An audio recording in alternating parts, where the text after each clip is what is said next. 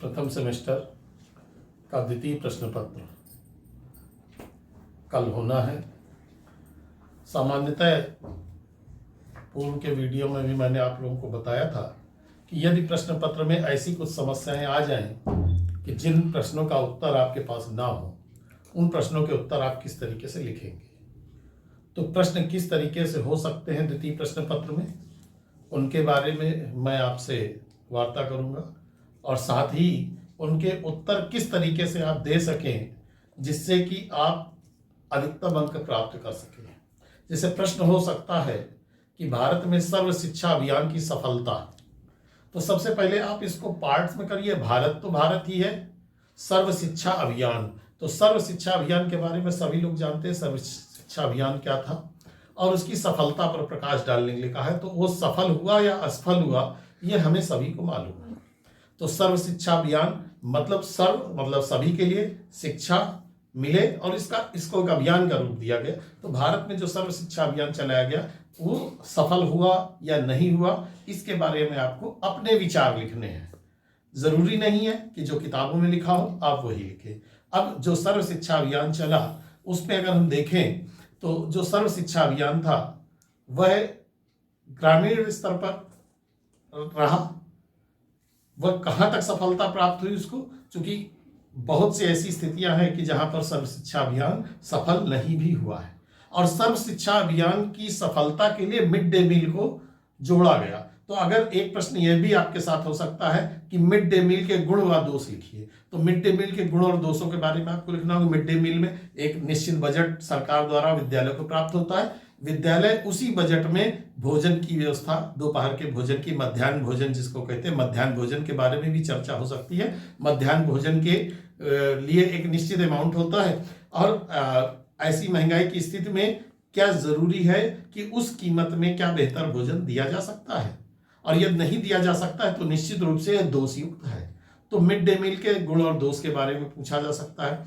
सर्व शिक्षा अभियान से ही जुड़ा हुआ प्रश्न, कस्तूरबा गांधी विद्यालय, जो कस्तूरबा गांधी विद्यालय थे इनकी क्या विशेषताएं हैं, इनके बारे में भी प्रश्न आपसे पूछा जा सकता है। कस्तूरबा गांधी विद्यालय वो है जो बालिकाओं के लिए विद्यालय खोले हैं, सरकार ने खोले हैं और इस समय इनका कार्य चल रहा है। सरकार का जो है कि अधिकतम ग्रामीण के ऐसे क्षेत्र में जहां पर दूरस्थ विद्यालय ना हो, कस्तूरबा गांधी आवासीय विद्यालय होते हैं और इनमें बालिकाओं के लिए व्यवस्था है, निःशुल्क रहना और खाना सभी कुछ सरकार को ही देना होता है।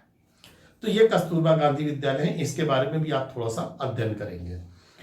समावेशी शिक्षा में शिक्षक की भूमिका, तो समावेशी शिक्षक का ये प्रश्न हो सकता है। वैसे तो समावेशी शिक्षा अपने आप में एक बृहद विषय है और आपका चतुर्थ प्रश्न पत्र भी है, लेकिन इस प्रश्न पत्र में भी समावेशी शिक्षा को जोड़ा गया है। तो समावेशी शिक्षा में अगर शिक्षक की भूमिका की बात करते हैं तो हम इसके बारे में भी लिख सकते हैं कि समावेशी शिक्षा जो है वो समावेशी शिक्षा, जो सभी पर आवेश मतलब चार्ज, सभी पर चार्ज बराबर डिस्ट्रीब्यूट करे, वही समावेशी शिक्षा है। मतलब किसी भी स्तर का बालक हो, चाहे वो मंद बुद्धि हो, चाहे तीक्ष्ण बुद्धि हो, चाहे सामान्य बुद्धि लब्ध का व्यक्ति हो, बालक हो, उन सभी में हम शिक्षा को इस तरीके से इंट्रोड्यूस करेंगे, इस तरीके से समझाएंगे कि सभी में इक्वल डिस्ट्रीब्यूशन हो। वास्तविकता यह है कि हम प्रयास जरूर करते हैं, ये निश्चित है कि ऐसा हो नहीं पाता है, क्योंकि जिसकी बुद्धि तीव्र होगी वो जल्दी से कैच करेगा कोई भी बात को, और जिसकी मंद होगी वो धीरे धीरे करेगा।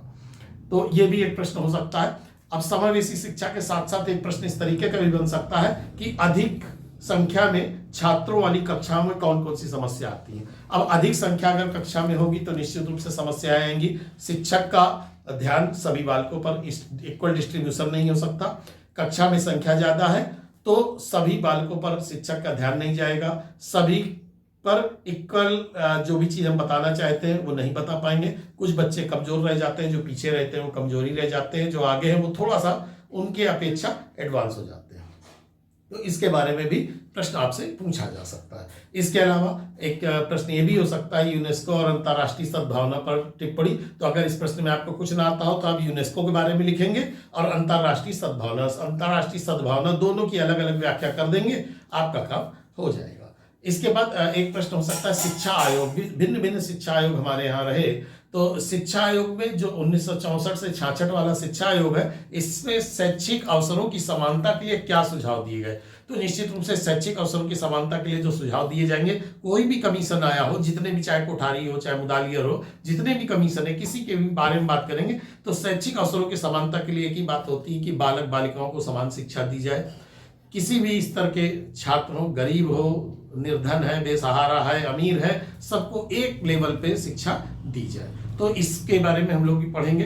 अगर आदर्श भारतीय समाज के निर्माण की हम बात करते हैं तो आदर्श भारतीय समाज के निर्माण में शिक्षक की क्या भूमिका होनी चाहिए? निश्चित रूप से किसी भी समाज के निर्माण में शिक्षक की बहुत महत्वपूर्ण भूमिका होती है। शिक्षक जो है वह असाधारण होता है, वह साधारण नहीं होता। शिक्षक समाज को दिशा देता है, और समाज को दिशा देने का कार्य शिक्षक के पास महज इसलिए है कि उसकी कही हुई बातों को छात्र के साथ साथ उनके अभिभावक भी सुनते हैं, उनकी बातों पर अमल करते हैं। तो इसको भी हम देख लेंगे। और इसके बाद एक प्रश्न हो सकता है, चूंकि कहीं ना कहीं मौलिक अधिकारों की भी बात आएगी, तो भारतीय संविधान क्या है? भारतीय संविधान के बारे में आप सभी जानते हैं, और जो हमारे मौलिक अधिकार हैं और जो कर्तव्य हैं, इसमें इसके बारे में भी हमें जानकारी है। संविधान की धारा 45 किस चीज से संबंधित है? आपको सभी को मालूम होगा कि संविधान की धारा किस चीज से संबंधित है। इसके साथ ही साथ शिक्षा के उद्देश्य और संवैधानिक मूल्यों के उल्लेख के बारे में बात करेंगे।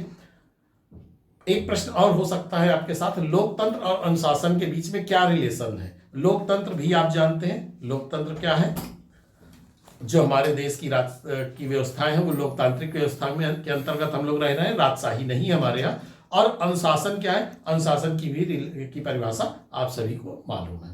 अच्छा, एक प्रश्न इस तरीके का भी हो सकता है कि बालक पर भारतीय समाज के प्रभावों का उल्लेख कीजिए, सामाजिक परिवर्तन, शिक्षा के पारस्परिक संबंधों को स्पष्ट कीजिए, सांस्कृतिक विलंबना क्या है, सामाजिक परिवर्तन में बाधा उत्पन्न करने वाले कारक कौन कौन से होते हैं, जो सामाजिक परिवर्तन हो रहा है उसमें कौन कौन सी चीजें जो बाधा उत्पन्न करती हैं, इसके बारे में भी हम लोग थोड़ा सा शार्ट में पढ़ेंगे। और वर्तमान भारतीय समाज की उदीयमान प्रवृत्तियों के बारे में देखेंगे।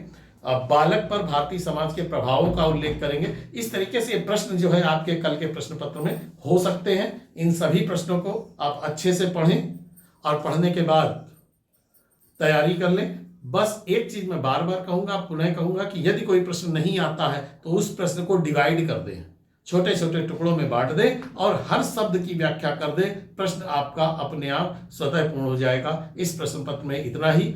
अगले प्रश्न पत्र से एक दिन पूर्व आपको पुनः वीडियो प्राप्त हो जाएगा जो तृतीय प्रश्न पत्र का होगा। जय हिंद।